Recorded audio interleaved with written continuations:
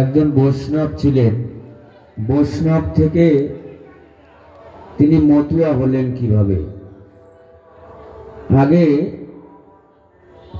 কৃষ্ণ ভজন করতেন এই দশরথ, 3 বেলা স্নান করতেন, দাদু সঙ্গে তিলক করতেন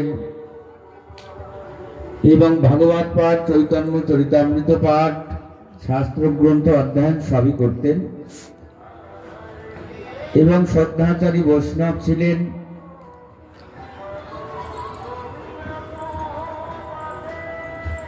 এইভাবে চলতে চলতে তার একদিন পালা জ্বর হয়েছিল। 3 বেলা স্নান করত, শ্রদ্ধাচারী বৈষ্ণব। হ্যাঁ, এমনি করতে করতে তার পালা জ্বর আক্রান্ত করলো। সেই পালা জ্বর আক্রান্ত করার পরে হরিচাঁদ ঠাকুরের কাছে গিয়েছিল। যাওয়ার পরে সে মতুয়া হলো, সেই দশরথ। দশরথ নামে সাধু পদ্মবিলাবাসী, তত্ত্বজ্ঞানী হরি নামে মর্তয়াহরনিশি, সত্যবাদী জিতেন্দ্রিয় পুরুষ রতন, করে একাদশী ব্রত তুলসী সেবন। তিনি সন্ধ্যা মালা জপ তিলক ধারণ, হরি নাম ছাপায় অঙ্গে অতি সুশোভন। নিত্য নিত্য প্রাতকৃত স্নানাদি তর্পণ, গুরু পূজা কৃষ্ণ পূজা নৈবেদ্য অর্পণ। পক্ষে পক্ষে একাদশী শ্রীহরি বাসর, স্তব পাঠ নাম পাঠ নাহি অবসার। চৈতন্য চরিতামৃত পথে ভাগবত, সাধু সেবা মহোৎসব করে অবিরত। তাহলে কেমন বৈষ্ণব?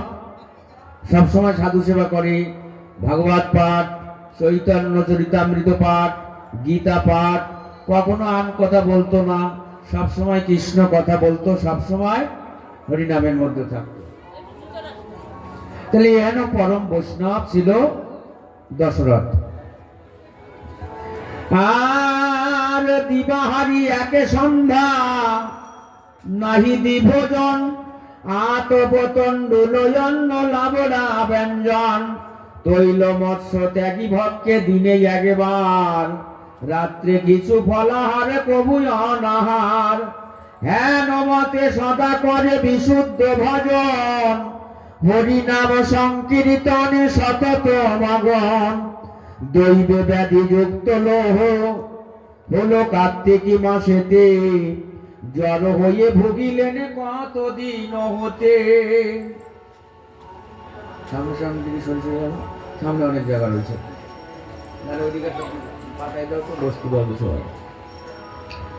পালা জ্বর হলো তার 2 মাস পর, একদিন হয় জ্বর একদিন অন্তর। একদিন হয় জ্বর একদিন অন্তর, মাঘ মাস এইভাবে গেল গোস্বামীর। জ্বরের জ্বালায় আর নাহি পান স্থির, ফাল্গুন মাসেতে জ্বর বাড়িল অধিক। চৈত্র মাসে শেষে জ্বর হইল ত্রাহিক। আর কপাসন বাটি কত খাইতেছে, ক্রমে জ্বরের বৃদ্ধি দুর্বল হতেছে। ভালো বৈদ্য চিকিৎসক কতই আসিল, বাসিয়া বাসিয়া কতই ঔষধ খাইল। তবু রোগ শান্তি নাই হইল কাতর, শক্তি নাই যষ্টি মাত্র চলিতে দশার। এমনি ভাবে দশরথ বৈষ্ণব হয়ে যে আচার আচরণ বিধি, এই আচার আচরণ বিধি পালন করতে করতে করতে করতে তার পালা জ্বর আক্রান্ত করলো। প্রকৃত যদি কেউ বৈষ্ণব হয়, তার কোনো কিছুতে আসক্তি থাকে না। বিষয় বলো, ঘর বাড়ি বলো, টাকা পয়সা বলো, হ্যাঁ, কোনো খাদ্য খাবার বলো, কোনো কিছুর উপরে তার কোনো আসক্তি থাকে না, আসক্তি বিহীন হয়ে যায়। যখন নিজের দেহ মন প্রাণ জীবন যৌবন সব বিষ্ণু চরণে অর্পণ করে দেয়, তখন তিনি একজন বৈষ্ণব হয়। একজন সংসারী মানুষ সংসারে থেকে বৈষ্ণব আচার আচরণ পালন করে বৈষ্ণব হওয়া বড় কঠিন ব্যাপার, সবার দ্বারা সম্ভব না। তাই শাস্ত্রে বলছে, বৈষ্ণব চিনিতে নাহি দেবেরও শপথি। একজন বৈষ্ণবকে চেনা যায় না। চৈতন্য মহাপ্রভু, তার যিনি গুরুদেব ছিলেন, চৈতন্য মহাপ্রভুর গুরুদেব গঙ্গাদাস পণ্ডিত, এবং সন্ন্যাসের গুরু হচ্ছে ভারতী গোসাই। এই গঙ্গাদাস পণ্ডিত পরম বৈষ্ণব ছিলেন। মহাপ্রভু যার চরণে মাথা নত করেছে, তিনি বৈষ্ণব বলে কখনো নিজেকে জাহিরি করত না যে আমি বৈষ্ণব। তিনি বেশভূষণ এমন ভাবে চলতেন, মলিন বস্ত্র, এবং দেখলে যেন কোনো মানুষ ধারে না আসে এরকম ভাবে চলত। বুঝছেন? কোনো সাজ, কোনো পোশাক, কোনো সুন্দর ভাবে সেজে যে বৈষ্ণবে যে তিলক করা, হ্যাঁ, গলায় মালা, এই যে আমরা যেমন চুল রাখা, গলা মালা নিয়ে মতুয়া সাজা, এই বেশভূষণ ছিল না। অন্তর জগতে তিনি প্রকৃত বৈষ্ণব, কিন্তু বাহির জগতে তিনি কখনো কাউকে দেখাতেন না যে আমি একজন বৈষ্ণব। তো পুরীর মন্দিরে, জগন্নাথ মন্দিরে উনি একদিন গিয়েছিলেন। যাওয়ার পরে পুরীর পান্ডারা তখন দেখছে যে কোথা থেকে একজন ভিখারি, কোথা থেকে একজন মলিন বস্ত্রধারী কে এসে বারবার ওই মন্দিরের কাছে বিরক্ত করছে যে আমাকে একটু প্রসাদ দাও, প্রসাদ দাও, প্রসাদ দাও। এইভাবে যখন বারবার প্রসাদ চাইতে লাগলো, প্রসাদ দিল না, পুরীর পান্ডারা করলেন কি, লাঠি পিঠা করে তাড়িয়ে দিল। যখন তাড়িয়ে দিল, কাঁদতে কাঁদতে কাঁদতে কাঁদতে তিনি চলে গেলেন। চলে যাওয়ার পরে জগন্নাথ মন্দিরের ভিতর থেকে বলছে জগন্নাথ মহাপ্রভু যে মূর্খের দল, পান্ডাদের বলছে যে তোরা তো ভক্ত চিনলি না, সাধু চিনলি না, আজকে আমার ভক্ত, পরম ভক্ত এসেছিল আমার দুয়ারে একটু প্রসাদ পাওয়ার জন্য, তাকে তোরা লাঠি মেরে, হ্যাঁ, আঘাত করলি এবং তাকে তাড়িয়ে দিলি। যা, তাদেরকে যদি প্রসাদ না দিতে পারিস, আজকের মধ্যে তোদের মৃত্যু হবে। তখন সেই পান্ডারা করলেন কি, প্রসাদের থালা হাতে নিয়ে ছুটতে লাগলেন যে বাবাজি, আপনি পরম বৈষ্ণব, আপনাকে চিনতে পারিনি, আপনি দাঁড়ান, আপনাকে প্রসাদ দেব। প্রসাদ কিন্তু আর পাওয়ার জন্য সেখানে থাকেননি, তিনি কিন্তু ছুটে ছুটে ছুটে ছুটে গিয়ে যমুনার তীরে গিয়ে সেখানে পাকের মধ্যে, বালির মধ্যে নিজের মাথাটাকে ঢুকিয়ে দিয়ে পা উপর দিকে করে বসবে। কেন?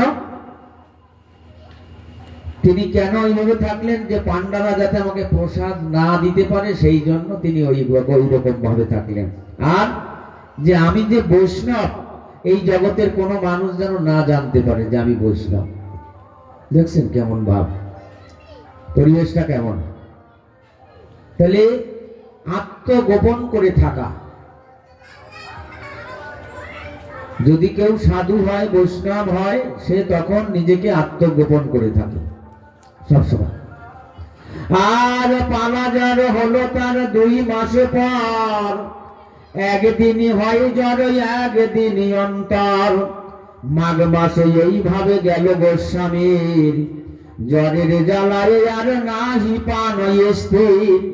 ফাল্গুন মাসেতে জ্বর বাড়িল অধিক, চৈত্র মাসে শেষে জ্বর হইল ত্রাহিক। আর কোপাসন বাটি কত খাইতেছে, ক্রমশ জ্বরের বৃদ্ধি দুর্বল হতেছে। ভালো বৈদ্য চিকিৎসক কতই আসিল, বাঁচিয়া বাঁচিয়া কতই ঔষধ খাইল। তবু রোগের শান্তি নাই, হইল কাতর। শক্তি নাই যষ্টি মাত্র, চলিতে দোসর। প্রচালিত হইয়াছে হরি বলা বাত, কত লোক এরা কান্দি করে যা তোমার। ইহা শুনি দশরথ তবু নাহি যায়, কি জানি কি ওরা কান্দি না হয় প্রত্যয়। এই পালা জ্বরের মধ্য দিয়ে উনি জেনেছে যে ওরা কান্দি যিনি রাম, যিনি কৃষ্ণ, যিনি গৌর, তিনি আবার হরিচাঁদ হয়ে জন্মগ্রহণ করেছে সফলাডাঙ্গায়। জানলেন, জানার পরে তবু মনে বিশ্বাস হচ্ছে না যে না, আমার কৃষ্ণই স্বয়ং ভগবান। হ্যাঁ, হরিচাঁদ ঠাকুর যে ভগবান এটা বিশ্বাস হচ্ছে না, যে আমি যাব কি যাব, এই মনের মধ্যে দুটানা একটা ভাব।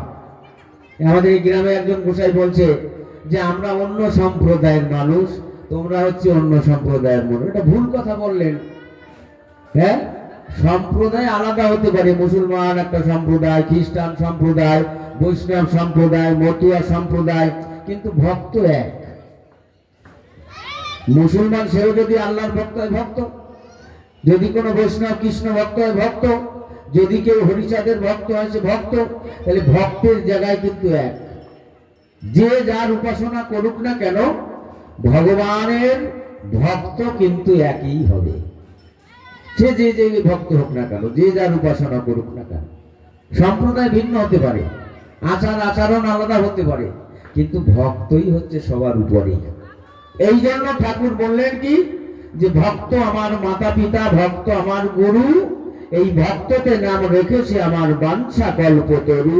এই ভক্ত যেদিন খাওয়ায় সেদিন আমি খাই, যেদিন না খাওয়ায় সেদিন আমি উপবাসী যাই। তাহলে ভক্ত সবার উপরে। তাহলে যে যে মতে থাকুক তাতে কোনো দোষ নাই, আগে ছাড়তে হবে তার ছোঁয়াশে বাই। বুঝলেন, ধর্মটা এই জায়গায় বলছে যে আগে ছোঁয়াশে বাইটাকে ছেড়ে দিতে হবে। ছুত মার্গে কখনো ভগবান পাওয়া যায় না। আপনি যতই আচার আচরণ করুন না কেন, যতদিন মন পরিশুদ্ধ না হবে, চরিত্র পবিত্র না হবে, ততদিন কোনো ভগবানই আপনি পাবেন না। যে হরিচাঁদ হোক, কৃষ্ণ হোক, আল্লাহ হোক, রাম হোক, কালী হোক, যেই হোক না কেন, আগে চরিত্রকে সুন্দর করতে হবে। এই যে হরিচাঁদ ঠাকুরের বাণীতে হরিচাঁদ ঠাকুর বলছে, পবিত্র চরিত্রের ব্যক্তির প্রতি জাতিভেদ করিবে না। পবিত্র ব্যক্তি হচ্ছে একজন ভক্ত সাধু। মদ গাঁজা তাস দাবা করিবে না চুরি, এই যে ঠাকুর গুরুচাঁদের বাণী আমরা এই দেখেন, এই যে ব্যানারের মধ্যে লেখা আছে। গুরুচাঁদ ঠাকুর বলছে তাস দাবা জুয়া মদ গাঁজা এগুলো পরিত্যাগ করবে। কেন? এগুলো যদি তুমি করো তাহলে তুমি কোনোদিনই ভগবানের ভক্ত হতে পারবে না। তাহলে এগুলোকে আস্তে আস্তে তোমার পরিত্যাগ করতে হবে, ছেড়ে দিতে হবে। এই যে কালী পুজো করছে, একে মদ খাবে না? হ্যাঁ, দুর্গা পুজো হচ্ছে, মদ খাচ্ছে না? তাহলে কালী পুজো দুর্গা পুজোর সময় মদ খেয়ে ঢোলাঢলি নাচানো, এতে কি হয়? এতে কি হচ্ছে? এতে কোনো মানুষের সংস্কার হচ্ছে? এতে কোনো মানুষের ভালো হচ্ছে? এতে মানুষের কোনো মঙ্গল হচ্ছে? মঙ্গল হয় কিসে? সৎ পথে থাকলে, ভালো পথে থাকলে, সুন্দরভাবে জীবন যাপন করলে, হ্যাঁ, ঠাকুরকে ভালোবাসলে, সাধুগুরু বৈষ্ণবকে ভালোবাসলে, সুন্দরভাবে চললে, ঠাকুরের বাণী নীতি আদর্শগুলো মেনে চললে, তাহলেই সে একদিন এই জগৎ ছেড়ে যখন চলে যাবে, সে একদিন ভগবানের কাছে সান্নিধ্যে লাভ করবে, ভগবানের কাছে পৌঁছাতে পারবে। কি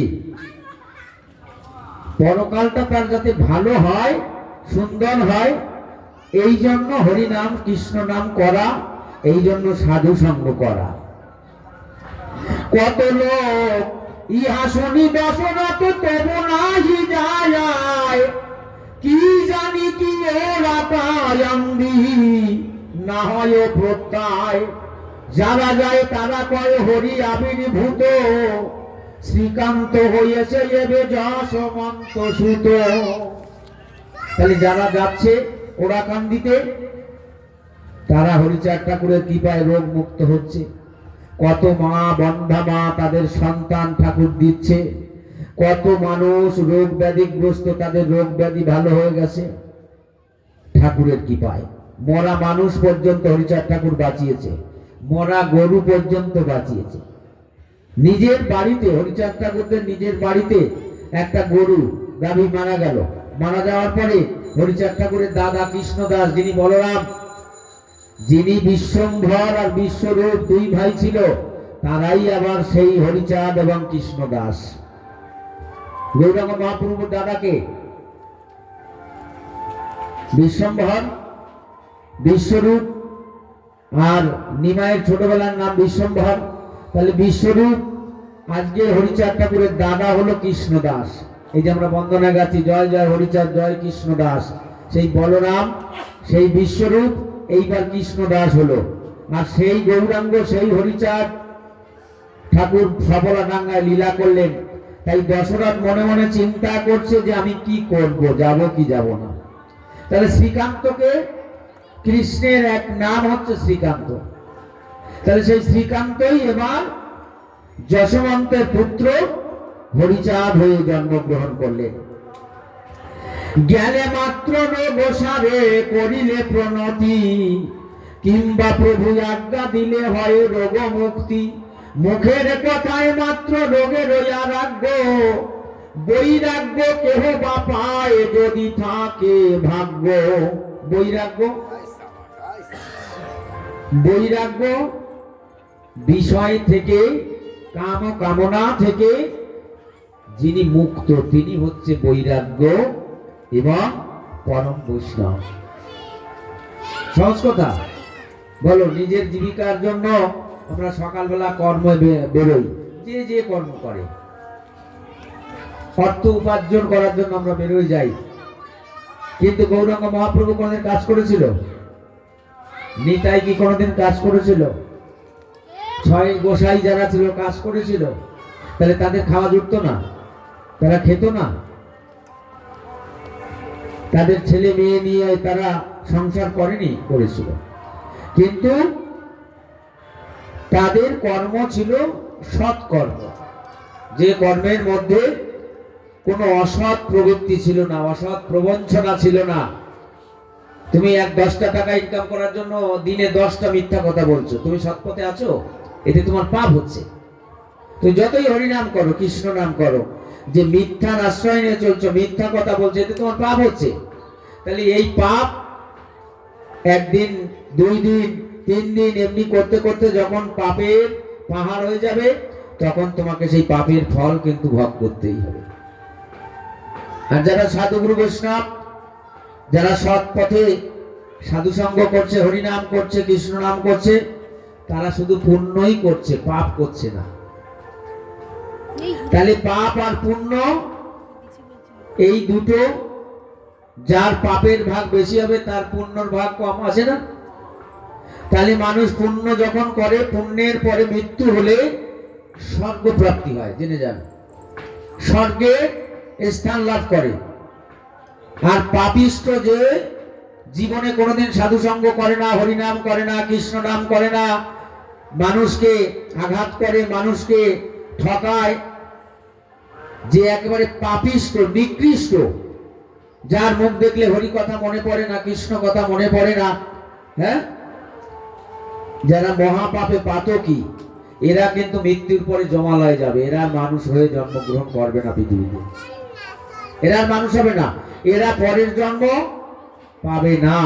আবার 80 লক্ষ জন্ম যেমন কুকুর, বিড়াল, গাছপালা, কীট পতঙ্গ আমরা হয়েছিলাম, আবার সেই কুজনিতে যেতে হবে। কেন? মহাপাপে পাতকী। আর যিনি পুণ্যবান ব্যক্তি, পুণ্যের ফলে স্বর্গ প্রাপ্তি হয়, স্বর্গধামে যায়। আর যিনি বৈষ্ণব, তিনি বৈকুণ্ঠ প্রাপ্তি হয়, যেখানে প্রাণ গোবিন্দের নিবাস বৈকুণ্ঠ, সেখানে যায়। হরিভক্ত যেখানে হরি থাকে গোলকে, সেই গোলক প্রাপ্তি হয় হরিভক্ত। তাহলে কে কোথায় বসবাস করে আমরা জানলাম। যিনি পুণ্য করবে, পুণ্যের ফলে স্বর্গ প্রাপ্তি হবে। আবার যখন পুণ্য ফল শেষ হয়ে যাবে, তখন তাকে আবার এই ধরাধামে আসতে হবে। পুণ্য যখন শেষ হয়ে যাবে, তখন তাকে আবার ওই স্বর্গের থেকে ঘাট ধরে নামিয়ে দেবে, যাও, তোমার এখানে আর থাকার অধিকার নেই। যেমন ভাড়া বাড়িতে তুমি যতদিন ভাড়া দিতে পারবা ততদিন তোমাকে থাকতে দেবে, তুমি ভাড়া দিতে পারবে না, থাকতে দেবে না। সেই রকম এই সংসার জগৎটা এমন, এখানে বেশি দিন কারোর থাকার অধিকার নেই, থাকতে পারে না কেউ।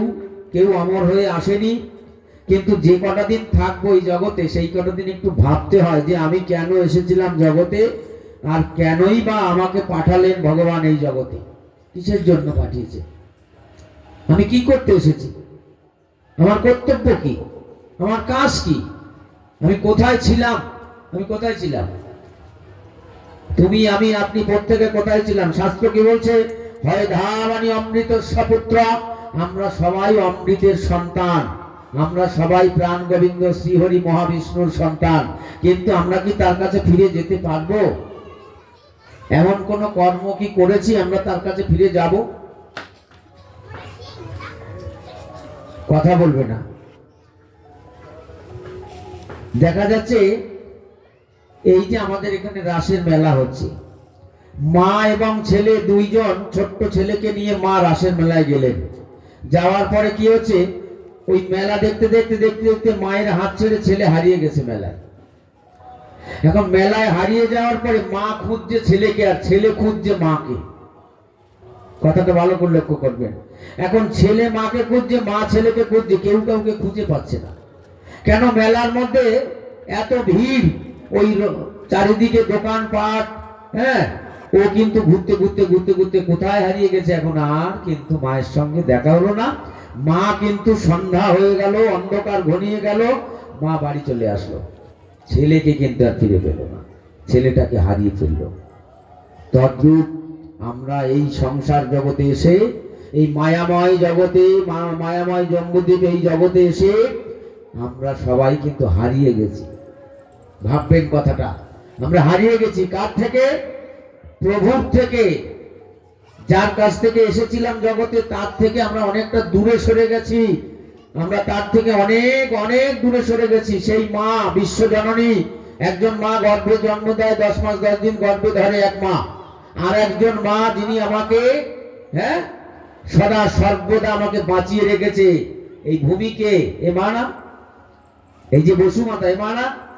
অনেকে আমরা বলি মা বাবাই হচ্ছে বড়, হ্যাঁ মা বাবা জন্ম দেয়, মা বাবা বড়, কিন্তু এই জগৎ জননী প্রসবিনী মা এ মা না, এর কাছে আমরা ঋণী না? মায়ের কাছে যেমন আমরা ঋণী থাকি, কিন্তু এই যে মা আমাকে ধারণ করে রেখেছে বসুমাতা, এর কাছে আমরা ঋণী না? তো এই ঋণ পরিশোধ করতে হবে না? যে জগৎ জননী মা আমাকে পাঠিয়েছে এই জগতে, একজন মাকে অবলম্বন করে আমি এসেছি এই জগতে, তা সেই মায়ের কাছে আমি ঋণী না? বিশ্বের যিনি মালিক ভগবান, তার কাছে আমি ঋণী না? তিনি আমাকে এই জগতে পাঠিয়েছে কি? তাহলে তার কাছে আমি যেতে পারবো কি পারবো না, এটা ভাববেন যে আমি পারবো কি সেখানে পৌঁছাতে। আমি তো মায়ার সংসারে, মায়া মোহের মধ্যে আবদ্ধ হয়ে গেছি। সকাল থেকে ঘুম থেকে উঠে পেটের চিন্তা, টাকার চিন্তা, সকাল থেকে সারাদিন আমি অর্থ উপার্জন করব, এই চিন্তা করতে করতে করতে করতে আমার বয়স বাড়ছে, চোখে কম দেখছি, কানে কম শুনছি, আস্তে আস্তে আস্তে আমার লাঠি ভর করে চলতে হবে, দুদিন পরে আমি চলে যাবো, ব্যাস শেষ। কি জগতের কোনো মানুষ জানলো না যে আমি পৃথিবীতে এসেছিলাম?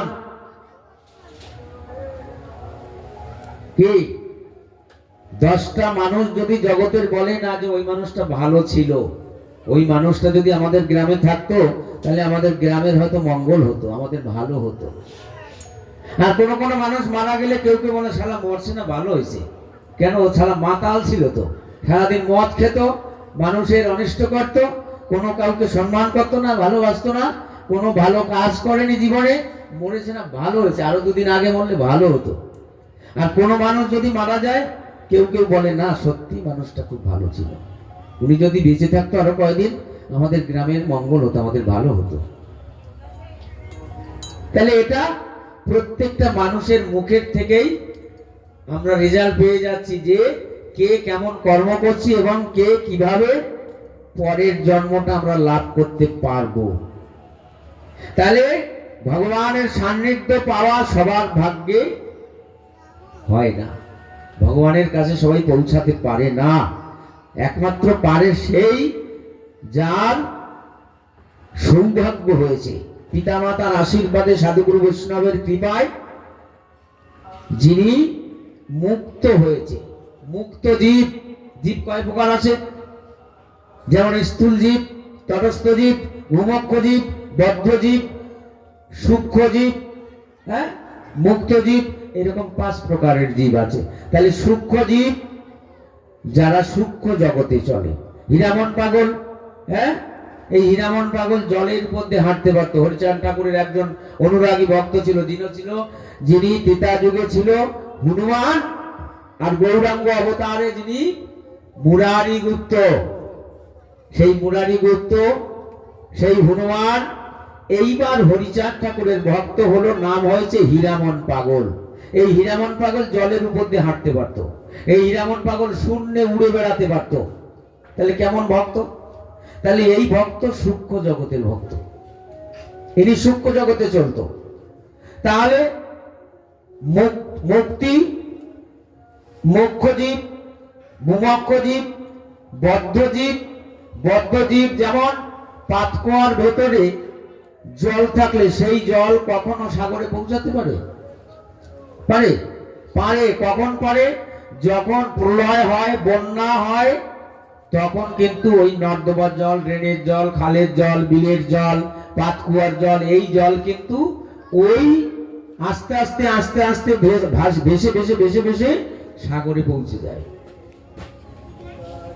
আর যদি বন্যা না হয়, প্রলয় না হয়, ওই ড্রেনের জল ড্রেনেই থাকবে, পাতকুয়ার জল পাতকুয়াই থাকবে, ও পৌঁছাতে পারবে না। তার সংসারটা পাতকুয়ার মতো। পাতকুয়ার মধ্যে তুমি পড়ে আছো, আমি পড়ে আছি, এখান থেকে বেরোনোর কিন্তু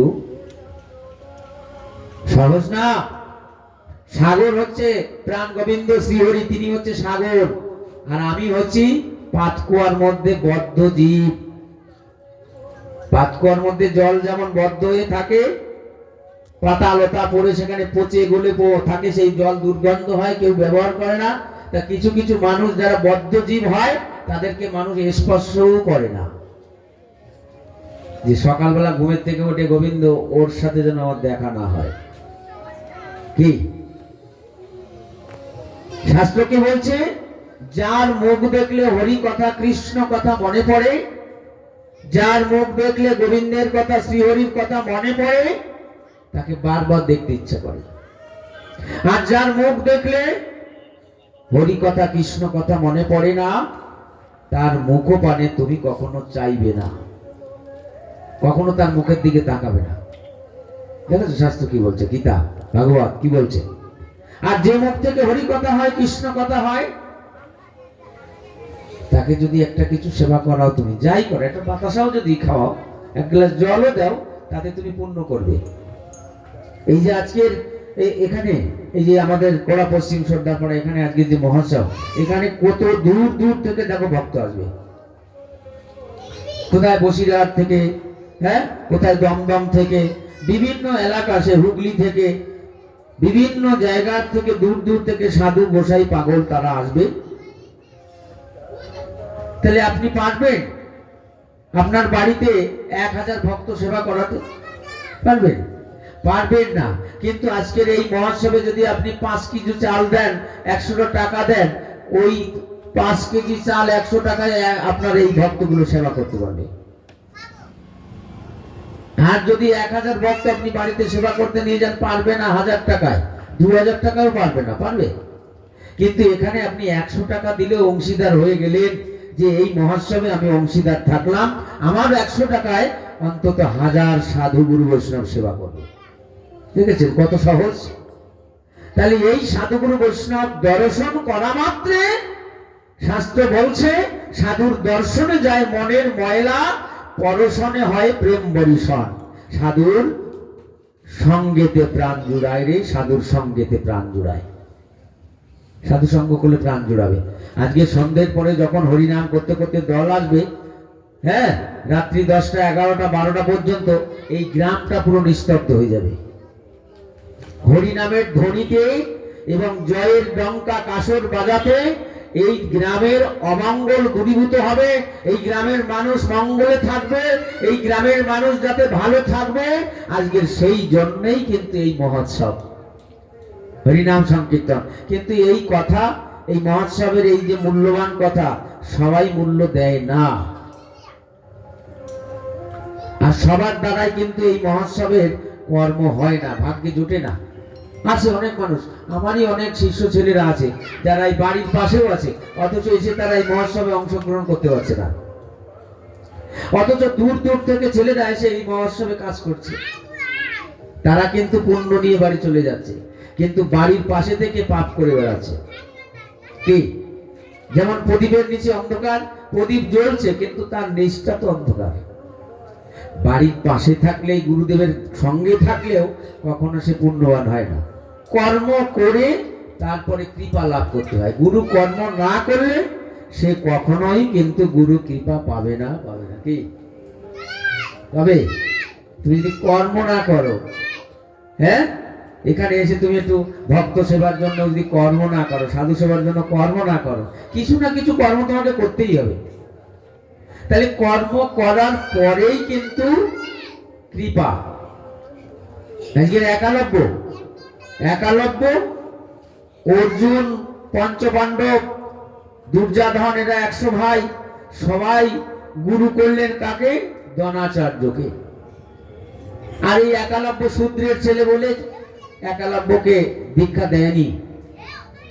একালব্য গুরুদেবের মূর্তি বানিয়েছিল গভীর জঙ্গলের মধ্যে, দ্রোণাচার্যের মাটির মূর্তি প্রতিষ্ঠিত করে ওখানে সাধনা করত। রোজ রাত ভোর দিন ভোর ওখানে বসে বসে সাধনা করত, গুরুদেবের শরণাপন্ন হয়ে। গুরু সব সময় গুরু ভজন ছাড়া আর কিছু করতো না। গুরু কৃপা না হলে ভগবত কৃপা, ভগবানের কৃপা হয় না। এই জন্য অশ্বিনী ঘোষের গান আমরা যখন গাই, গুরুর প্রতি প্রেম ভক্তি ভ্রান্ত মন্তর জ্ঞান হলো না। হরি বৈমুখ হলে গুরু গোসাই রাখতে পারে, কিন্তু গুরু বৈমুখ হলে তারে হরিচাঁদও রাখতে পারে না।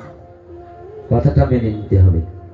যদি গুরু বৈমুখ হয় তাহলে হরিও কিন্তু তাকে রাখতে পারে না, কৃষ্ণও তাকে রাখতে পারে না।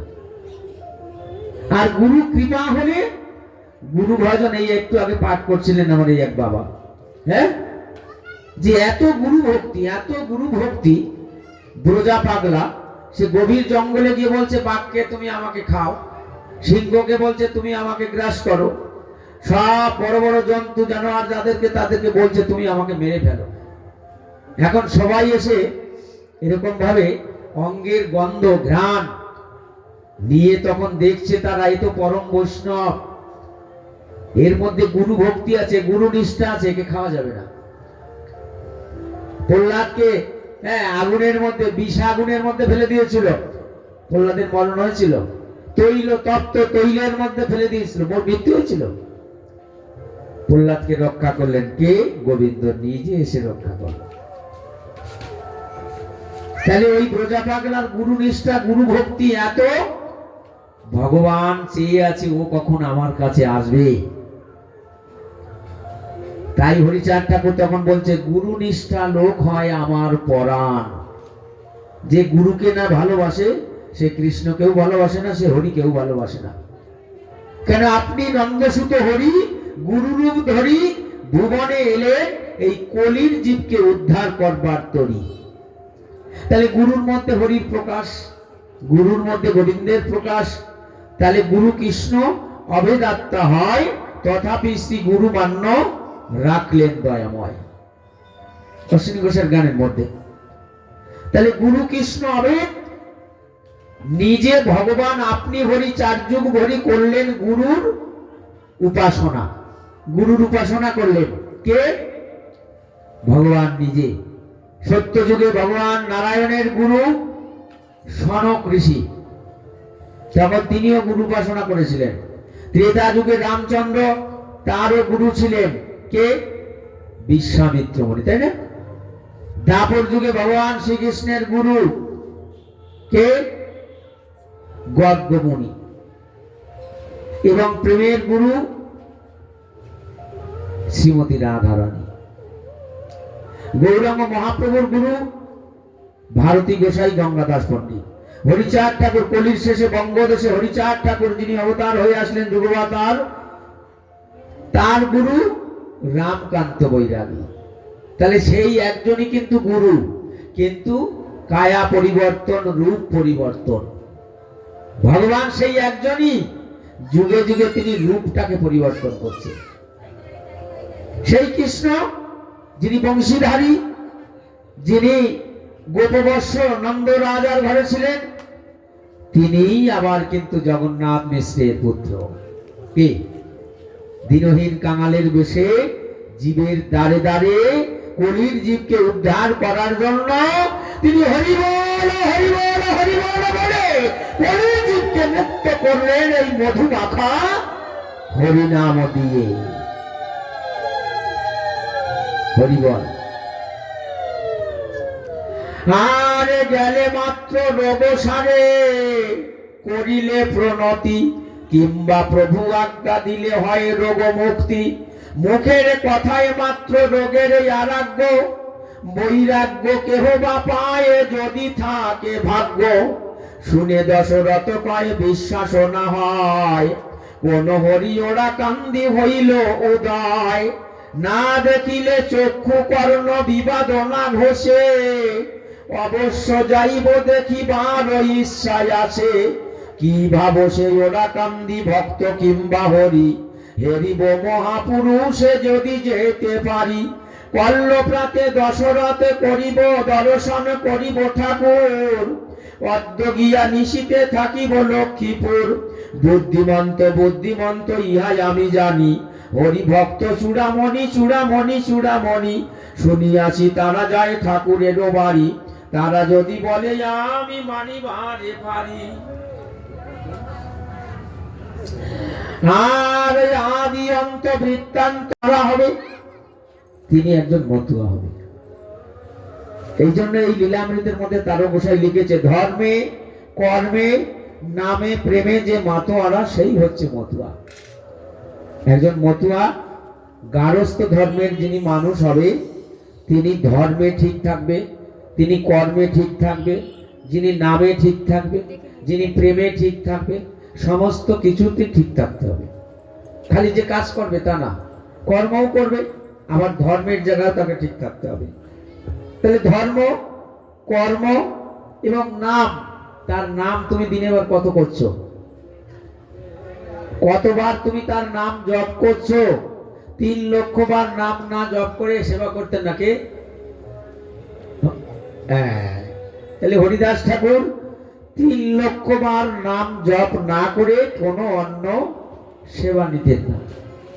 তাহলে তিনের প্রতি লক্ষ্য যার থাকবে, গুরু কৃষ্ণ বৈষ্ণব, এই তিনের প্রতি যার লক্ষ্য থাকবে তিনি একজন বৈষ্ণব, একজন হরিভক্ত হবে।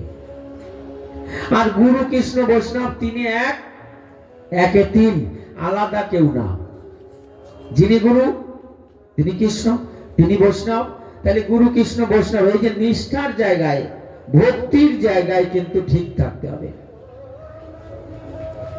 কালকে একজন বলছে আমাকে, এখন শোনা যায় যে সবাই গুরু ভজন করো, গুরু ভজন করো, গুরু নিষ্ঠা করো, এই কথা বলে। তা গুরুদেব কি কখনো বলে যে তুই আমার উপাসনা কর?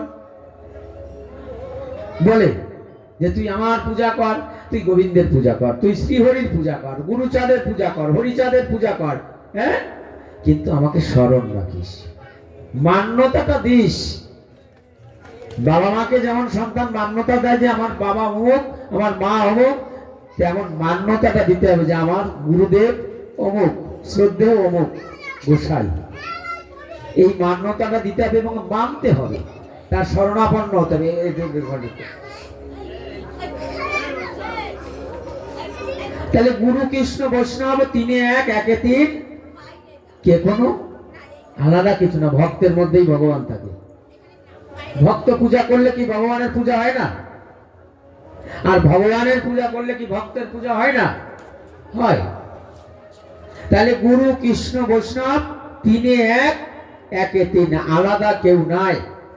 যিনি বৈষ্ণব তিনি গৌর, তিনি কৃষ্ণ, যিনি গুরু তিনি কৃষ্ণ। তাহলে এই ভিন্ন জ্ঞান, ভেদ জ্ঞান কখনো করা যাবে না। ভেদ জ্ঞানটা যার মধ্যে আছে, অনেকে দেখো ভাববে 100 টাকা হাতে দিয়ে বের করে বারবার চিন্তা করছে গুরুদেবের দেবো কি দেবো না, দেবো কি দেবো না, 100 টাকা থাকলে আমার অনেক কাজ। এই যে একটা ভাবনা চিন্তা, 100 টাকা পকেট দিয়ে পারবো দেবো, মানে তাকে 100 টাকা প্রণামী দেবো কি দেবো না, এইটা মনের মধ্যে খালি বারবারই করছে। অথচ দেখো সে একটা হোটেলে গিয়ে 400-500 টাকা খেয়ে আসে, মদ মদ খেয়ে আসে, ঘুরে আসে, যে দুর্গা পুজো কালী পুজোর সময় ঘুরতে গিয়ে হাজার হাজার টাকা খরচা করে আসে। অথচ সাধু সেবায় 100 টাকা দিতে গেলে বারবার ভাবে, চিন্তা করে দেবো কি দেবো না, দেবো কি দেবো না। এই মনের মধ্যে যার চিন্তা ভাবনা থাকে, গুরু নিষ্ঠা কখনোই তার মধ্যে জন্মাবে না, গুরু করুণা কৃপা কখনোই হয় না। কেন? এই ভক্ত হচ্ছে তমগুণী ভক্ত। যেমন রজগুণ, শতগুণ, তমগুণ, এই হচ্ছে তমগুণী ভক্ত। এ সবসময় নিজের কথা ভাবে, এ কখনো সাধুগুরু বৈষ্ণবের কথা চিন্তা করে না, কখনো ভাবে না যে আমার উপার্জনের অর্থ আজকের এখানে 1000 টাকা দিয়ে গেলাম, এই দিয়ে সাধু সেবা হোক, বৈষ্ণব সেবা হোক। অনুকূল ঠাকুরের মতে কি করে? সকালবেলায় ঘুমের থেকে উঠে ষ্টুপ ভীতি রাখতে হয়। 1 টাকা হোক, 2 টাকা হোক, 5 টাকা হোক, তোমার উপার্জনের পয়সাটা তুমি ইষ্টকে দান করো। ইষ্ট ভীতি মানে ইষ্টকে দান করো। তোমার যে ইষ্ট গুরু বা গোবিন্দ, তার চরণে অর্পণ করো। কেন? এই টাকাটা তুমি একসঙ্গে জমা করে দেওঘরে, তারা করে কি দেওঘরে পাঠিয়ে দাও। ওখানে কি হবে? সাধুগুরু বৈষ্ণবের সেবা হবে। কি হবে? এই আশ্রমের প্রতিষ্ঠানের কর্মে লাগবে আমার টাকা।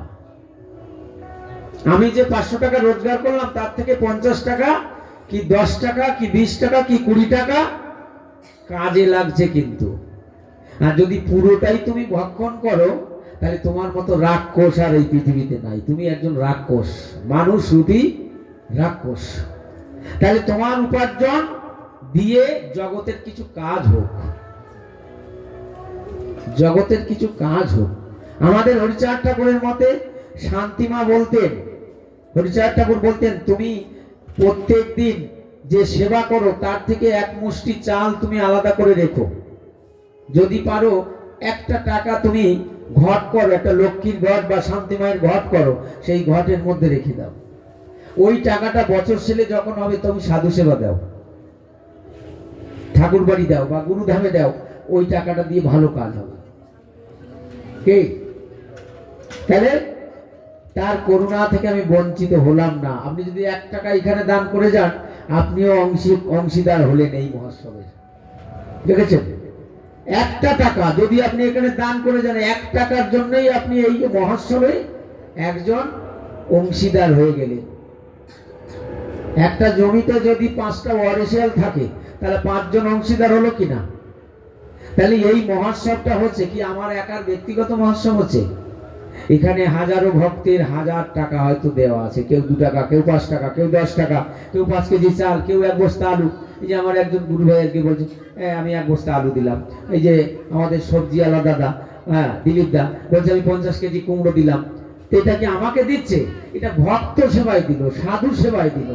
ভক্তরা সেবা করলে তার গৃহের মঙ্গল হবে, তার ধনবৃদ্ধি হবে, তার আয়ু বৃদ্ধি হবে, তার যাতে সংসারে সবাই ভালো থাকে, মঙ্গলে থাকে, সেই জন্য সে কিছু অর্থ দান করলো। হরিবল। তাহলে দান না করলে কখনো তোমার অর্থ শুদ্ধি হবে না, এটা জেনে যাও। তুমি যে অর্থটা দান করছো, এই দানের উপরে তোমার অর্থটা শুদ্ধ হবে। যেমন তোমার দেহটাকে তুমি গুরুচরণে দান করলে দেহ শুদ্ধ হয়, দেহ পবিত্র হয়। কখন? যখন তুমি দান করলে। তুমি যদি দান না করো, তুমি সারা জীবন যদি এই দেহটাকে ভোগের মধ্যে ফেলে রাখো, স্বামী স্ত্রী অবৈধ ভাবে কাম কামনার মধ্যে ডুবে থাকো, তাহলে তুমি একজন ভোগী। তোমার এই দেহে চারিদিক থেকে জরা জীর্ণ রোগ ব্যাধিতে তোমার ভরে যাবে আস্তে আস্তে। তখন আর এই দেহ দ্বারা গোবিন্দ ভজন, হরি ভজন, গুরু ভজন হবে না। এই জন্য শাস্ত্রে বললেন, অর্থদান, বস্ত্রদান, অন্নদান, এই দান আছে। কি কি? নাম দান, বস্ত্রদান, অন্নদান। যেমন আমাদের লক্ষ্মীখালীর গোপাল সাধু ছিল। এই গোপাল সাধু সিধা মোড়াকান্দিতে যখন যা প্রয়োজন হতো উনি দান করতেন। কেন? ওনার অনেক সম্পত্তি ছিল। তাই গুরুচাঁদ ঠাকুর যদি কখনো কোনো রকম কোনো অসুবিধায় পড়তেন, গোপাল সাধু এসে বলতেন, বাবা তোমার লক্ষ্মীখালী আর একটা বাড়ি আছে, কখনো ভাববে না, চিন্তা করবে না, আমি আছি, তোমার যখন যেটা প্রয়োজন হবে আমাকে বলবে। পাওয়া যাবে এরকম ভক্ত, বলবে যে বাবা আমি আছি, তোমার ভয় নাই, আমি আছি, তোমার চিন্তা করতে হবে না, তুমি আমাকে দিয়ে যা করাবে আমি তাই করব। এটাই তো তখন গুরু কৃপা হয়। দিক বা নাই দিক, কিন্তু এই কথাটা যদি কোনো শিষ্য বলে যে বাবা তোমার ভয় নেই, আমি আছি,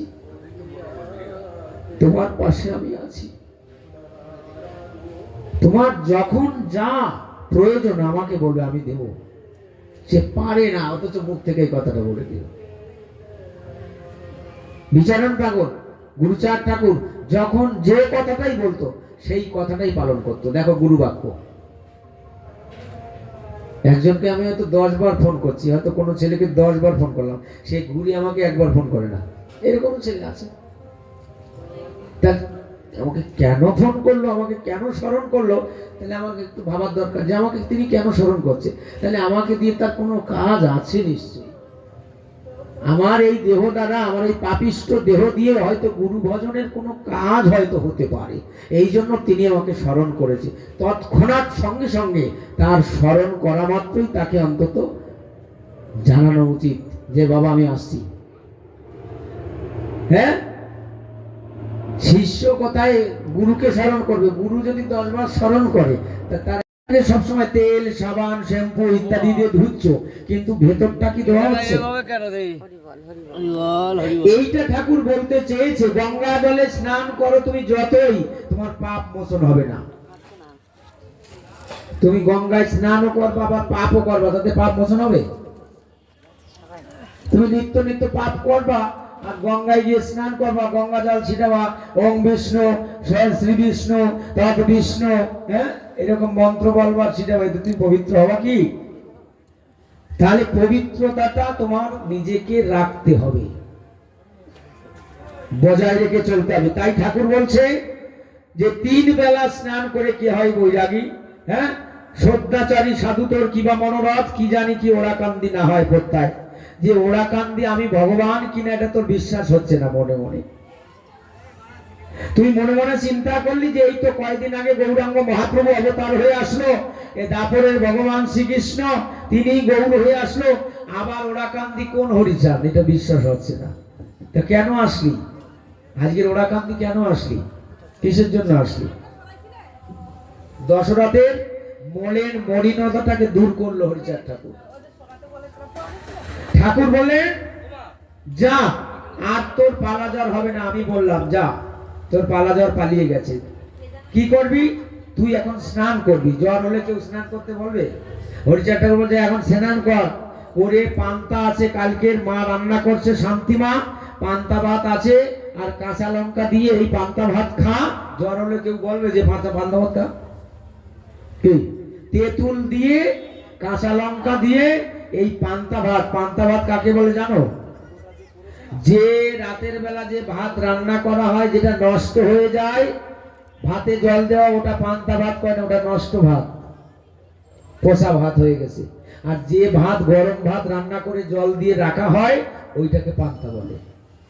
আশ্বিনী রান্ধে কার্তিকে খাই যাবো সঞ্চ। তাহলে পান্তা ভাত করে রাখে কি? গরম ভাত রান্না করে তাতে জল দিয়ে রেখে দেয়, ওইটা হয় পান্তা ভাত। ওই পান্তা শান্তিমা সকালবেলায় দশরথকে দিলেন যে দশরথ খাও। আর মানুষের জ্বর টর হলে মুখে রুচি থাকে না, আর তেঁতুল আর কাঁচা লঙ্কা যখন দিল, পান্তা ভাত মাখালো, এখন মুখে এত রুচি, পেট ভরে খেয়ে নিল। খাওয়ার পরে আস্তে আস্তে তার জ্বর ভালো হয়ে গেছে। ঠাকুর বলছে যা দশরথ, আর তোর 3 বেলা স্নান করতে হবে না, দাদু সঙ্গে তিলক করতে হবে না, আর তোর লাঠি ধারণ করতে হবে না, আর তোর ডোর কৌপিন ধারণ করতে হবে না, মালা জপ করতে হবে না, জয়ের ডঙ্কা বাজাবি, হরিনাম করে বেড়াবি, দেশ দেশে তুই হরিনাম করে বেড়াবি, আর তোর কোনো আচার আচরণ মানতে হবে না আজকের থেকে। যা। কি আচার আচরণ মানতে গেলে সময় লাগে না? আমরা সংসারী মানুষ, সকালবেলা থেকে যদি তুমি একটার পর একটা আচার আচরণ মানতে থাকো, তাহলে তোমার কাজ করবা কখন আর ভজন করবা কখন? তাই সংসারী মানুষকে পথ দেখালেন হরিচাঁদ ঠাকুর যে তোমার চরিত্রটাকে পবিত্র রেখে তুমি হরি নাম করো, কৃষ্ণ নাম করো। হরি বল। কহ শুনি মন কথা বুঝি তোর মন প্রকাশিয়া বল শুনি ওরে দশরথ শ্রদ্ধাচারী সাধু তোর কিবা মনোরথ, কি জানি কি ওরা কান্দি না হয় প্রত্যয়, কথা কারো হরি এলো ওরা কান্দি গায়, নদীয়াতে গৌর রূপে গোলক বল্লভ, ওরা কান্দি জন্ম তার কিসে অসম্ভব, মিল হইনু কর্ম হইনু বরাহ নৃসিংহ, তা হতে কি হীন হইনু নয় নর দেহ, মা তাকে করার দিন